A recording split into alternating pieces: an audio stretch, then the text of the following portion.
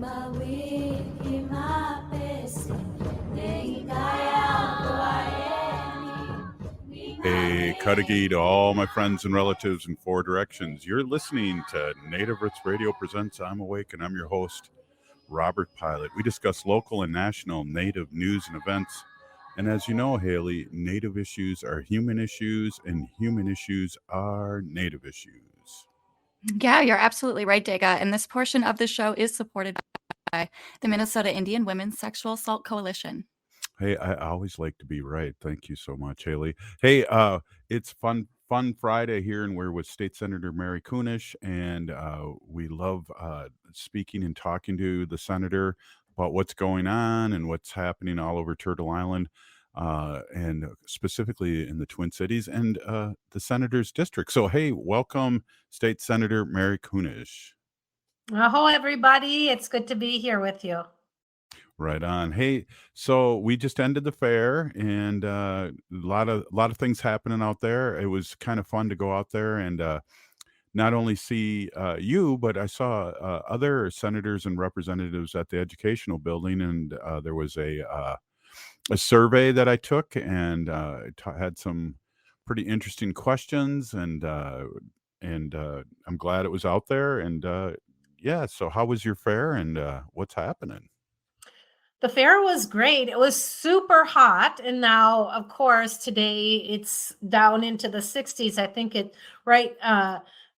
yesterday it was at least 30 degrees cooler than the day before. So I don't know if Minnesota has all of a sudden just moved itself into autumn, which means our leaves are going to be falling and changing color soon. That's always lovely. School started, and I've been working on a lot of legislative stuff that is coming up. This weekend, I'm getting ready to go ricing. I'm going to go up and go ricing with Rory Wakeham Up and a bunch of his crew. And one of my daughters and her partner and little girl are going to go up with me. And it looks like it's going to be a beautiful weekend for ricing. Wow, that's awesome. Yeah, I'm really excited. It's been a long time since I've been able to go ricing, so this is the weekend to do it. Wow, that is really cool. Where do you know where are you going to be ricing it on the lake up there, or where? Up near Palisade, Minnesota, up there. Yep. Oh, kind of up by Winona's old house up there. Yep. Oh, wow, cool, very cool. Wow, that's so are you going to do the whole process? You're going to be in the canoe with the sticks and popping it into the canoe, and then going and heating it up and getting the tusk off and bringing me. I hope I do a little bit of all of that. Yep. Yeah, well, that's excellent. That Yeah. is really excellent. I'm jealous. I'll be heading to New York, so take a few days off. Yeah. Well, I'm looking forward to a few days off. There's not good phone reception up there, so I'll just turn off my phone. I have a new tent. I'm airing out my sleeping bag. It's been a while since I've been camping too, so Oh, I actually am looking very much forward to this. wow, I didn't realize that, because roughing it for Wendy and I is like not having a mint on her pillow. That's roughing it, but you're really going to be doing it. I'm going to be doing it. You bet. That's excellent. That's excellent. What else is going on? Did you get a lot of constituents at the fair? Uh, stopping in and thanking you guys for such a great session. There were a lot of people that came in and said, thank you very much. Many of them had their own special areas, a lot around healthcare. Environment was a big one as well. Education, of course. I'm trying to think of what else. I had a really good discussion with this young couple, but I don't remember what it was, but it was good. And just, yeah, it was, it's always nice to get out there and meet a broad breadth of folks, not just my own constituents, but people from around Minnesota. Yeah, definitely. The Minnesota, Haley called it the Minnesota Great Sweat Together, and I had to agree this year. Yes. We were there for Native American Heritage Day, and was super hot, but it was really good to see a lot of people out there. And I only made it probably half the fair this year because we have that store out there, and we didn't work it. Wendy and I just support it, so Mhm. it was good that we picked this year not to work the fair every day because it was a million degrees. It was a million degrees for sure. God. And then, so when, this is a question I don't know. When does your session start? We do not begin session 2024 until February. Oh, We operate in a biennium, so every 2 year. Last year was finance year. This year will be policy year. We'll focus mostly on policy. I'm sure there will be some finance included. Usually, when you do any kind of policy, there's dollars connected to it. mm-hmm, So, as education finance chair, any of the policies that we make in education policy will come to me if they have any kind of money connected to them or if there's a cost to the programming. So that is going to be next February, and then we go until May. mm-hmm. So school started this week. I guess I didn't miss it when it was a million degrees, but today is a reasonable day, and I do miss the students and the learners. Yeah, who knows? Someday maybe I'll go back and volunteer, but I do miss the kids.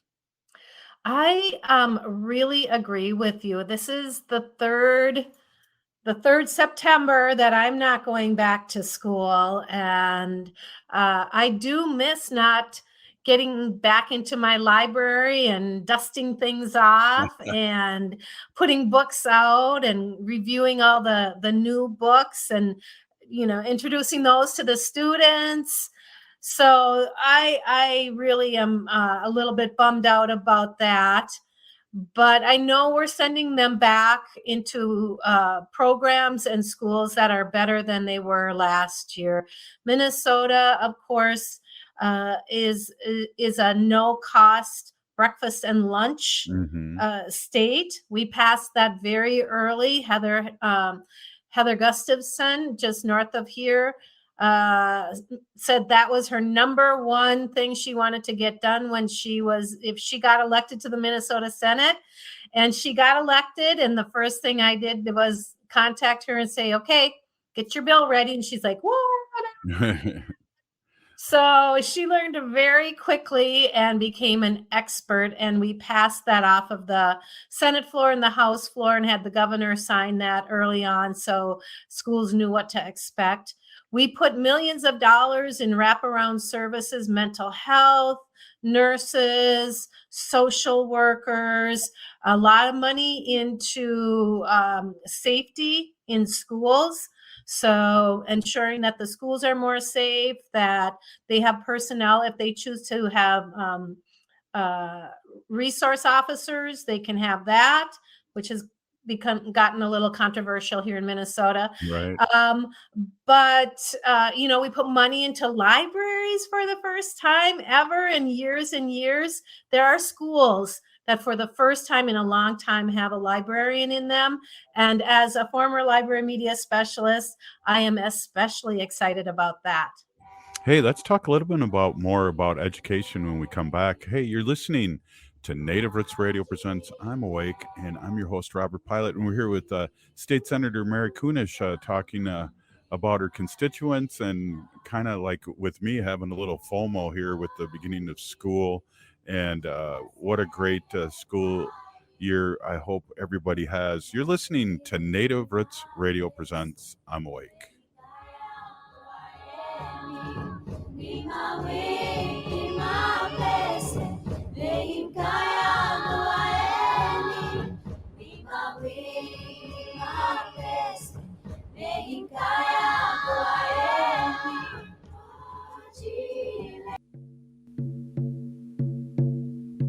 When we heal from our traumas, when we face our fears, let go of our addictions, when we relearn our values, when we live our teachings, respecting our elders, cherishing and honoring our children, when we honor and take care of our spirit, there will be no room left for sexual violence. sponsored by the Minnesota Indian Women's Sexual Assault Coalition.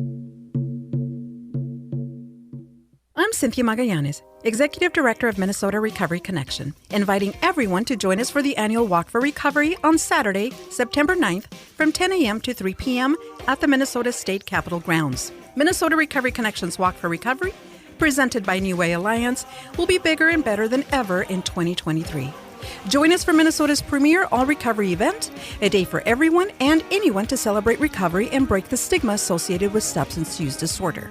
Sign up today. Registration is free. You can also take this opportunity to invest in recovery and donate to the walk. Your financial support helps Minnesota Recovery Connection strengthen the recovery community through peer-to-peer support, public education, and advocacy. Most importantly, though, please join us at the walk and put a face on recovery. Bring your family and friends to the Minnesota State Capitol grounds on Saturday, September 9th to celebrate recovery. For more information and to register, please visit minnesotarecovery.org/walk. End-of-life decisions are not easy to make. Hi, I'm Mary T. of Mary T. Hospice Care. It's important to make sure that this difficult time is meaningful and comforting to you and your loved ones. Our hospice team provides an individualized program of physical, emotional, spiritual, and practical care so your loved one is comfortable and not in pain. At Mary T. Hospice, we understand that choosing the right hospice care provider can be overwhelming, but we're here to assist you. Learn more today at marytinc.com.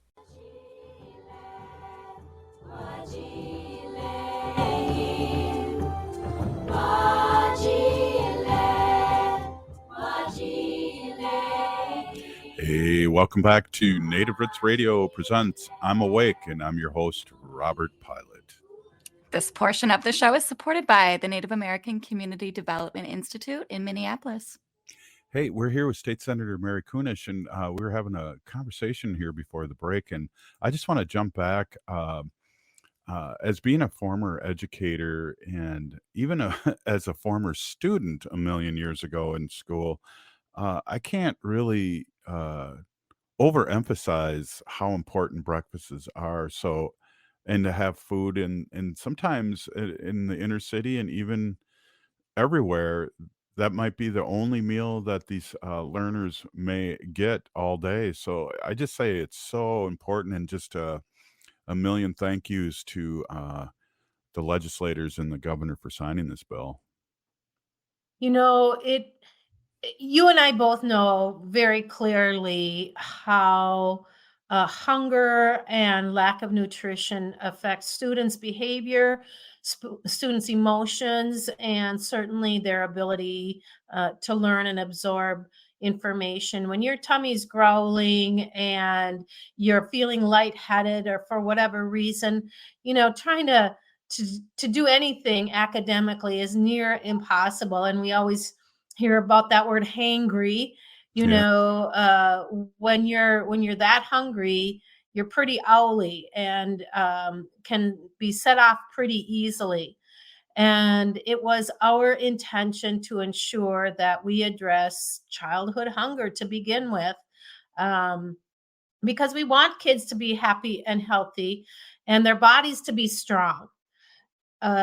Especially in these days when we're in a bit of a recession. And I can tell you, every time I go to the grocery store, I'm just horrified by how much things cost. And I can't imagine a full family parents trying to feed a full family of kids in this day and age. And that means that those families are probably going to choose cheaper, less nutritious items from their grocery store that's going to fill those tummies up. Or it might mean that, the kids go hungry and the parents go hungry. That's not good for any of them. So, but by providing breakfast and lunch at no cost, we are ensuring that at least during the school year, and oftentimes these meals are provided through our park service and other areas, that the students are getting some good food. It might not, be what we'd all like to have for breakfast or lunch, but it's good food, it's nutritious food, and we know that those kids are getting that. And like you said, it might be their only meals of the day, And to go home and know that there's not much left to feed your kids has got to be heartbreaking for parents. Yeah, really good points. And I remember seeing a documentary years ago, and as a matter of fact, it kind of helped Wendy become a full-time vegan, was Food Inc. And just the cost of food and what people could afford. And it would be great if we could federally subsidize vegetables and fruits as opposed to people going to fast food because it's less expensive. But yeah, that's a thing. That's definitely a thing. The quality of food too, and how our students learn and how they there's a record amount of early diabetes, second diabetes, and that's something that wasn't really happening when we were young, and when we were young, going to McDonald's was a big thing, it Yeah. was like a huge thing that the family was not mom was not gonna cook tonight, and we're going to McDonald's, and, it wasn't a way of survival and, getting cheap, unhealthy food like it can be now. Yeah, that is just so true. And I've been told, and I'm starting to see in many different ways that the cost of food these days is also affecting our food shelves. The Mm, food shelves don't have the donations that they were getting.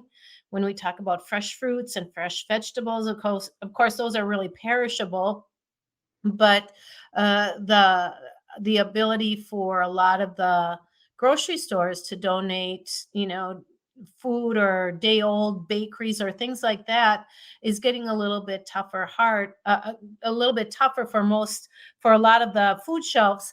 And that means that families that need to use that to subsidize are also possibly, struggling in that way as well. So we just want to make sure that those kids get something at least twice a day that's going to get them through.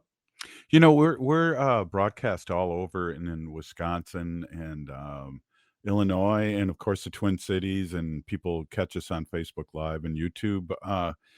I just let's back up and talk a little bit about the big victories. And we talk about a lot of time here on Native Roots Radio. If you're not at the table, you're being what's served. And we were at the table this year as Native Americans during the legislative session. And let's talk a little bit about those victories that we've had. Sure. Minnesota, again, I think we're kind of the talk of the town with all the incredible good work that we did, and especially for Indian country.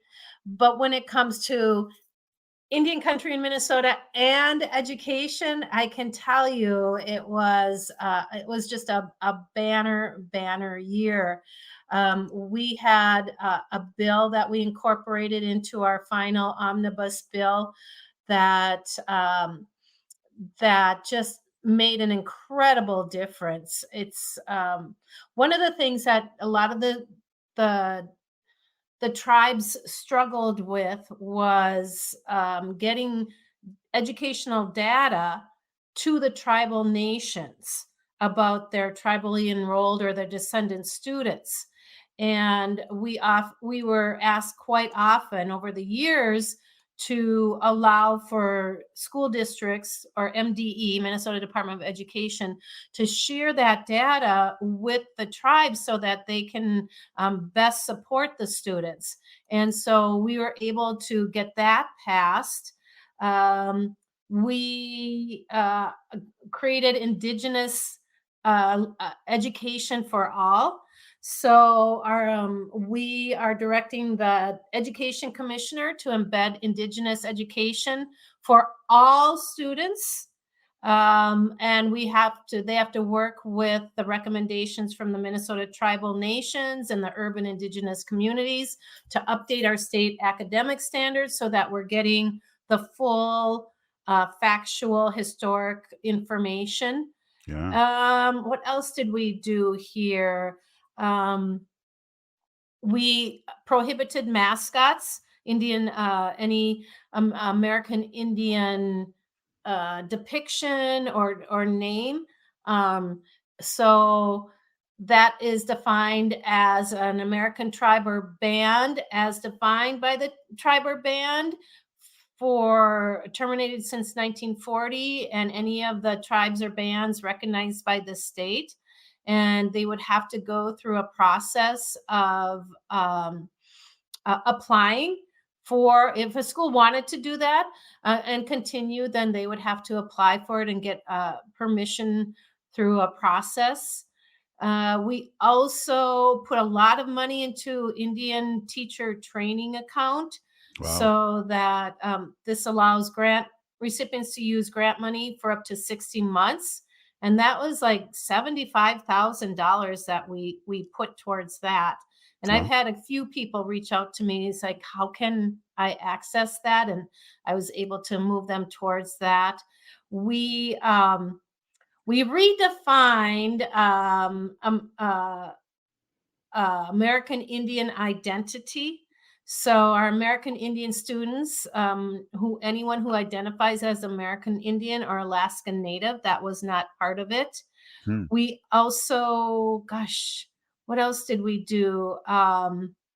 We are providing money for districts or participating schools to conduct American Indian education programs. If they meet that threshold, I think it's 20 students or more. And when that happens, then there needs to be an American Indian education family or parent advisory group. So they would give guidance on how to not only educate those Native American kids to the best way, but also how the Indigenous education for all would look in their school. We're allowing our American Indian students to wear a regalia or tribal regalia or objects of significance at their graduation ceremony. Previous to this, a lot of school districts didn't allow it. Some did. And it was almost like a school to school decision. But we said, no, across the board, you have to let them do that. A lot of kids really wanted to wear their sacred tobacco pouches, around their neck, kind of like Catholics wear scapulas.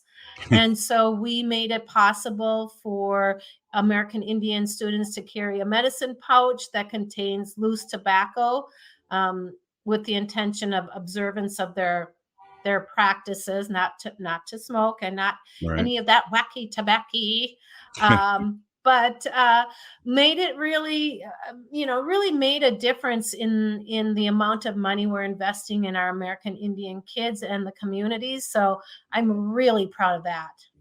That is awesome. And congratulations to the state of Minnesota. Hey, Mary, we got time for another segment, real quick segment here before we let you go. Yep, I'll hang around a little bit. Right on. Hey, you're listening to Native Roots Radio presents I'm Awake, and we're with Minnesota State Senator Mary Kunesh. We'll be right back after this short break.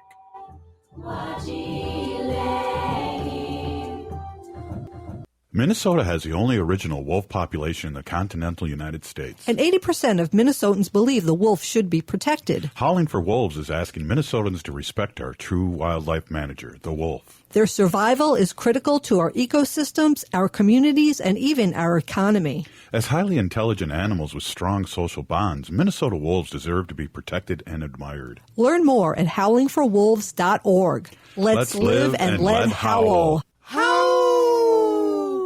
Get ready for one of the coolest music events of the year. The 11th Powderhorn Porch Fest will showcase top-notch local artists spanning indie, rock, country, blues, and more on 3 porches that will transform into stages. Powderhorn Porch Fest is Saturday, September 16th from 4 to 10 p.m. along 17th Avenue between 32nd and 34th Streets. Featured are 13 talented artists and the electrifying Nerd D opening and closing the show. And it's not just about the tunes. Enjoy sweet and savory delights from food trucks and cool merch from local vendors. Don't miss the Reverie Cafe and Beer Garden, back for the third year, perfectly complementing the music and festivities. Hosted by the Powderhorn Park Neighborhood Association and neighbors on 17th Avenue, this festival showcases strong cross-neighborhood partnerships. Powderhorn Porch Fest isn't just a music festival, it energizes our South Minneapolis community and supports local programs and services. Again, that's Saturday, September 16th from 4 to 10 p.m. along 17th Avenue between 32nd and 34th Streets. Learn more at ppna.org. Would you let animals pick your insurance? Do you really need to experience mayhem to get the best rates? Or how about a celebrity quarterback or fake university saving you money? There's a lot of marketing stunts when it comes to insurance, but what you really need is someone looking out for you. Call Array Insurance, and they will work hard to find you the best insurance coverage and rates. So avoid gimmicks and call Cheryl at Array, 763-504-3067, or arrayinsurance.com. Array Insurance, working hard for you. This is Chad, owner of AM 950, here to tell you about the exterior construction company I trust, Snap Construction. If your home was hit with the most recent storms, trust the most well-reviewed exterior construction company, Snap Construction, for a free home inspection. This is Ryan, owner of Snap Construction. There are a lot of great construction companies in town. My advice is to take your time and do your research. Make sure they are locally owned and that they guarantee their craftsmanship for life. Also, you want to find a company that's been in business for at least 10 years. You want to work with a company that's going to be there long after the work is done.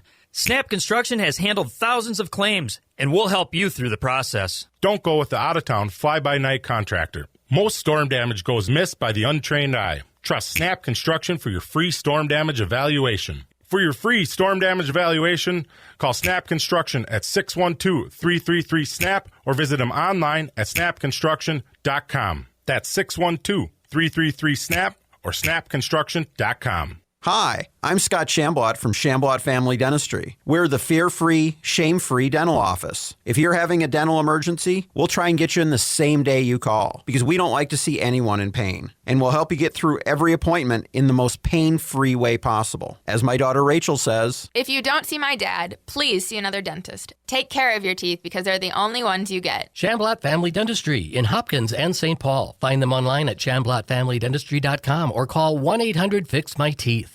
With a look at your AM 950 weather, I'm Patrick Lilia. Clear tonight with a low of 60, then a chance of showers and thunderstorms on Saturday with a high of 78. Cooler temperatures are on their way, so warm up with a delicious meal from an Eat Local Minnesota restaurant or food purveyor. Check out the list of Eat Local Minnesota restaurants and food purveyors at eatlocalminnesota.com.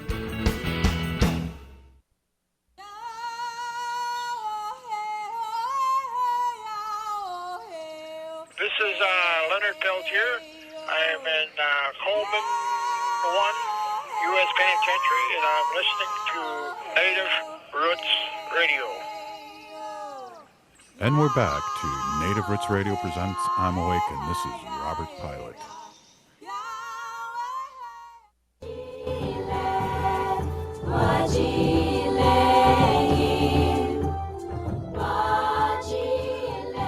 Welcome back to Native Roots Radio presents I'm Awake. This portion of the show is supported by JS Bean Factory off Randolph Avenue in St. Paul, bringing you only the best coffee roasted to perfection. Yes, they do. And I love that Steve's special blend. It's super dark and very tasty early in the morning. So, hey, we're here with State Senator Mary Kunesh and talking about a lot of different things here as we do very informational when you're on State Senator. I know, like, it's hard for me, not hard for me, but it's a big picture when you go to the state capitol and you want to go maybe visit your office or do stuff like that. It's there's so many people involved. Let's talk about them a little bit today, because I know it takes a lot of people for me in my job to really make things go, whether it's giving me information that I need and so how does that work for you, and who are some of the players out there? It takes so many people to get just one bill passed. And I know especially kids will ask me, like, how do you write a bill? Or how do you know how to write a bill? And I don't write the bill.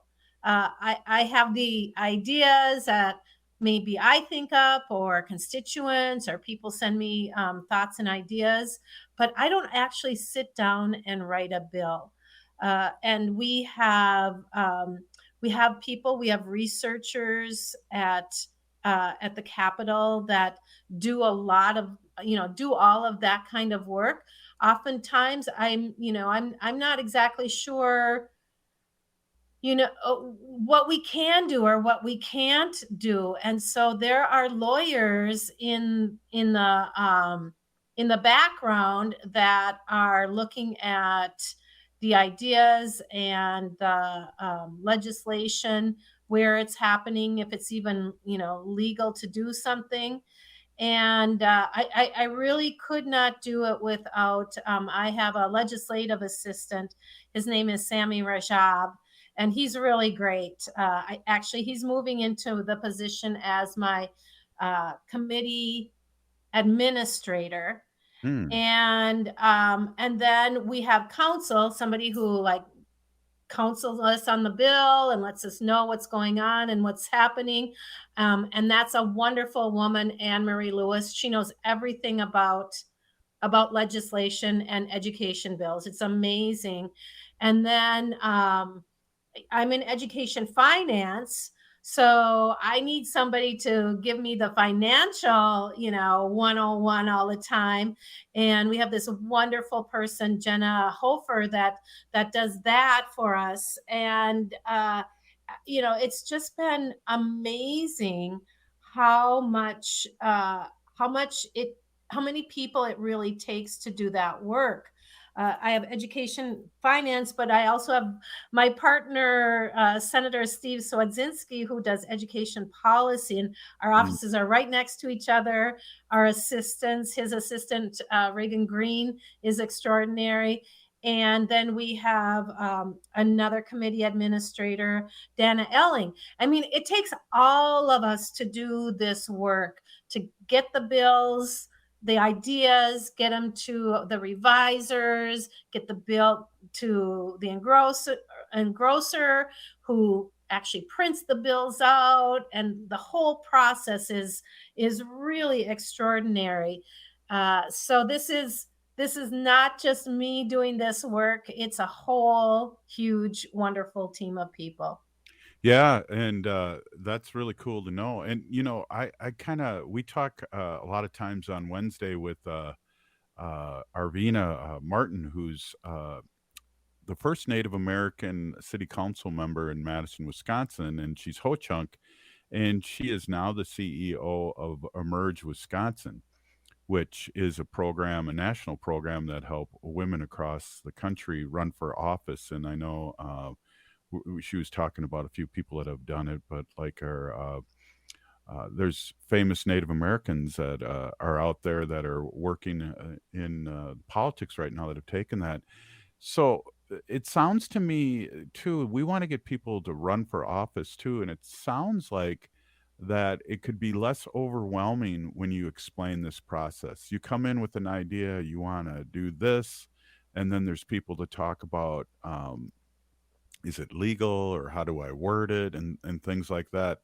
So I think we should tell people that it's not as hard as it looks, but it's also not a job where people can kick back and not do anything, which we know some of our friends across the table do.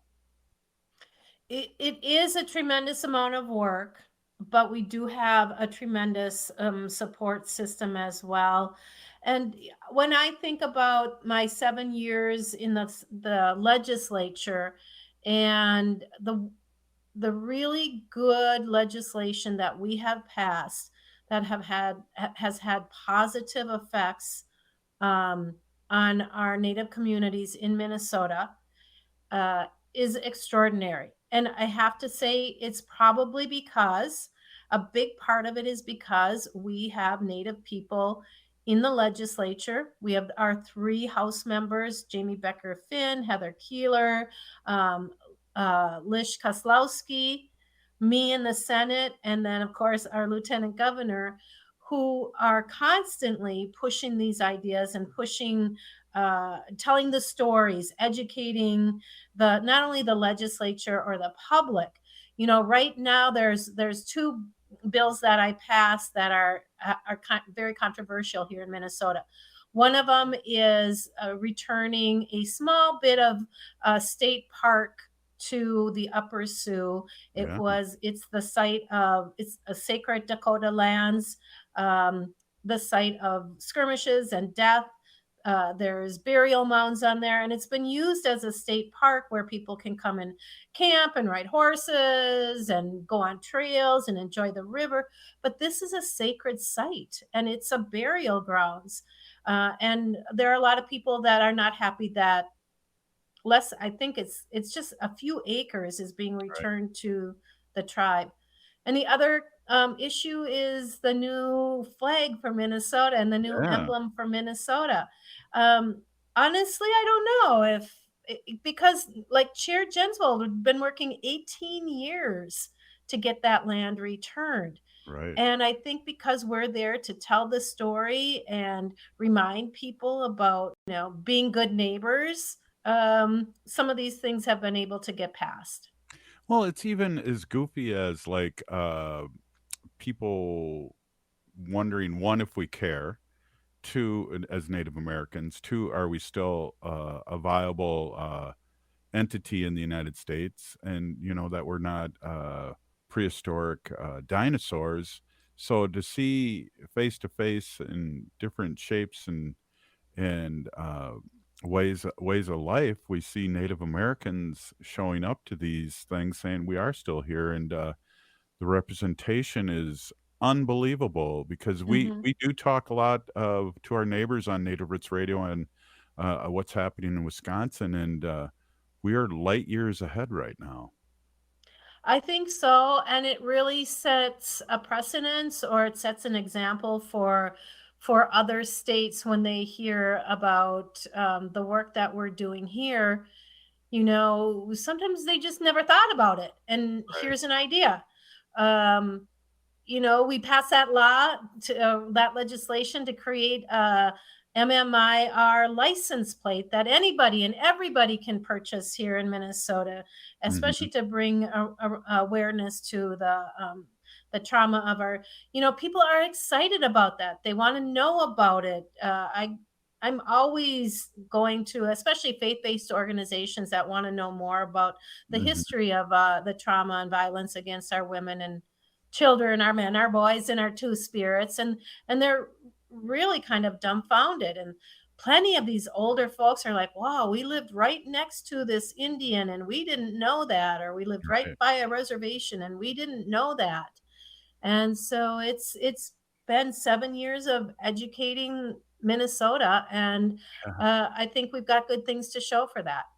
Well, you said that twice now, that you've been 7 years. Of time flies, and that's that's like the same length that the show has been on the air. So that's crazy that we have kind of similar anniversaries here. I didn't realize that. I thought when I had you on the show years ago, I always thought you were a senator, or at the time representative, a lot longer. But kudos to you. That's a long time serving our people in a good way. Yeah. And I hope I'm able to do it, and I hope that there are more that join me, because I sure could use some buddies in the Senate that are going to help do this work. Haley, that she's calling you, I think. No. Yeah, I'll meet you at the Capitol, Mary. Okay, we'll make space. Right on. Well, again, we got like a minute left, and I would really love it if, or we got a couple minutes left. I'd really love it if you just would like to spitball anything you'd like to talk about here in these last 2 minutes. Gosh, what do I want to talk about? I think I'd like to go back to the whole education discussion and encourage parents to really participate with their children in their children's learning, even if you aren't comfortable, even if you didn't have a good education system. Try to build up a positive attitude around education.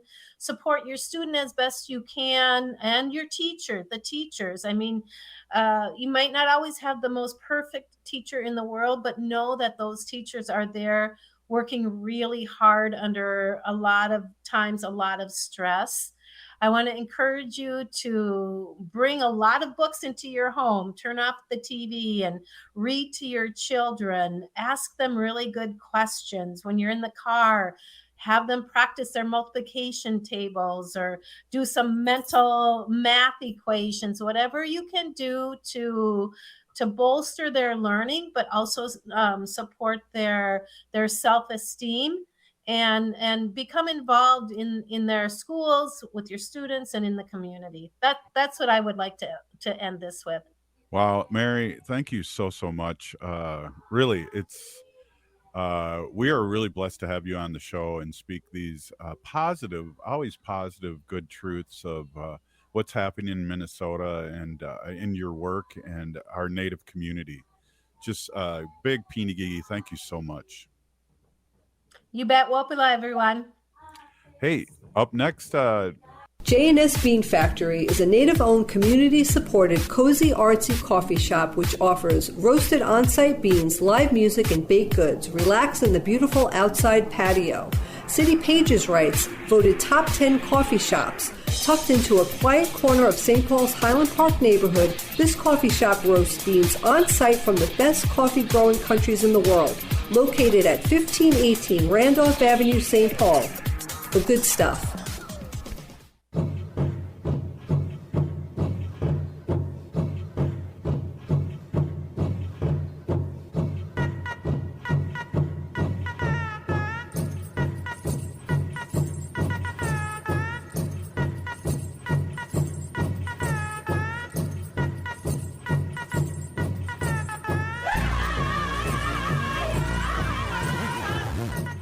welcome back to Native Roots Radio presents I'm Awake, and this is Robert Pilot. This portion of the show is supported by Howling for Wolves, protecting wolves for future generations. How? Hey, Kadagi, producer Haley Cherry, Shasha Pei Wangwani here with you guys. Before I hand this last portion off to our humane policy advocate, Wendy Pilot, I just want to give a shout out to everyone driving out in the caravan to Washington, D.C. this weekend in protest to demand Elder Leonard Peltier's clemency from his life in prison. Tonight, there is a gathering being held at 2500 Cedar Avenue South or Cedar Field in Minneapolis from 6:30 to 8:30 with speakers, drumming, singing, and a meal provided by the Gatherings Cafe.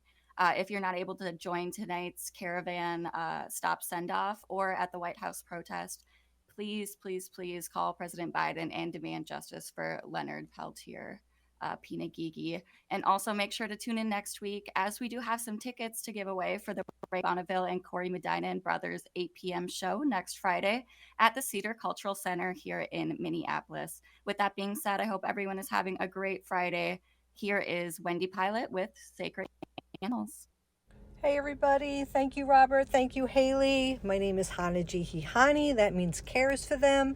I was given that name by my Dega Curtis. Curtis goes by Mashke Hanajinga, which means walks on white clouds. I'm a humane policy volunteer leader for the Humane Society of the United States, and I work on animal issues at the local and state level, and it's always my pleasure to do that. I am recording this segment from inside my car. I hope you can't hear the engine and the air conditioning going on. We're having work done in our house and it's very noisy, so I can't record there. It is hot. It is hot. Tomorrow, thankfully, it's going to be in the 70s. It's been really, really hot. And I want to ask everyone if they could just put a pail or a pan of water out for our little critters, the little chipmunks and rabbits and birds and whoever else needs water. This weather has been really, really hot on them and really hard on them. I was at the vet this morning with our cat, Lucy. Lucy gets subcutaneous fluids because she's in kidney failure. She's doing well, and she's hanging in there. And as we were leaving, I saw a man bringing in a cat, carrying the cat. The cat looked horrible, and he said he found her. So I'm sure she's dehydrated. You know, she needs fluids and water and to pump her up. So just put a pan of water out for the little critters. That would be great. I found out, and I didn't know that, but from September 6th through October 6th, we want lights out because birds need the lights out during their peak migration. Yes, 2/3 of all songbirds migrate at night. Light pollution can cause them to become confused. Tracy Avery encourages everyone to turn off all unnecessary lights. If this is not an option, use warm white or yellow colored light bulbs. Shield your light bulbs to direct light down and install motion sensors if working indoors at night close to drapes. So what we're going to do is Robert and I have like string lights on our deck in the back, so we will not be putting those on because we want our songbirds to be able to migrate. And we don't want them to be disoriented because of the light pollution. I have some pig facts here. Pig facts. I love pigs. I don't eat pigs. And I just posted something that a fire department in Bronx, New York, or was it Brooklyn? Bronx, I think. I'd have to look it up. They just adopted a pig, and they have it in the fire station, and now none of the men there will eat any pork. So that's a good thing. But pigs sing to their young while nursing. Scientists rank pigs as one of the most intelligent animals, following closely behind apes and dolphins. So that is pretty smart, really. Pigs like to snuggle and prefer to sleep nose to nose. They dream just as humans do, and they are awfully cute. I know it's a little early to talk about this, but Halloween is coming, and people decorate their houses wonderfully. But the thing is that they use the fake spider webs, and they put it all over their, shrubbery and around their doors. But please don't use this stuff to decorate. It's strong enough to snare an owl, and it takes a terrible toll every October on small birds, including hummingbirds. It's also deadly to monarch butterflies and even bees. So all these little animals will get stuck in that fake spider web that you use, and it is awfully sticky. So use other decorations. There's plenty out there. Toads eat slugs, flies, and other garden pests. If exposed to yard chemicals, toads cannot survive. So avoid pesticides and other yard chemicals. So Robert and I, we got rid of our lawn a couple of years ago, our front lawn, and we planted a prairie garden. And the prairie garden is all native plants to Minnesota, all pollinators. So we attract bees, butterflies, all the kind of pollinators, and we're really happy to see it. You should see our front yard. It is buzzing with activity at all times of the day. And we were told, since we have little rain gardens in there, that we could attract toads and frogs. So I would love to be able to see that. That would be wonderful. And I do leave like shallow pans of water out there with like pebbles in them so that the insects can drink water, because believe it or not, insects get thirsty. So I have pictures that I posted on my Facebook of some bees standing on top of the little pebbles and drinking the water. It's really cute. Mad that a skunk dug around your yard? Don't be. She's likely did you a big favor. It takes one brave animal to raid the nest of wasps and ground hornets, but striped skunks are up to the task. A digging skunk is often in the middle of chomping up the larvae of stinging insects that dwell in the ground, often saving property owners from the upsetting surprise. Skunks are vital to our ecosystem and a treasure to have around. So, those little animals, I can't believe that they eat the wasps and hornets. So, that's fantastic. I've never seen a skunk in real life. I would really love to be able to see a skunk someday. I guess we're not going to see it in the cities here in St. Paul. We will have to go elsewhere to see that, I believe. Last but not least here, I have a little thing about ravens, and I've mentioned this before on the show. Romantic and affectionate ravens mate for life. Simply amazing for a bird that can live for more than 40 years. These creatures of the same feather are always together. That's a nice note there. Well, with that, everybody, we're looking forward to the nice, cool weather coming up. I know I am. And let's put a pan of water out there for just the next couple of days to let our little critters drink up and feel better. Everybody, take care. Thank you, Robert. Thank you, Haley.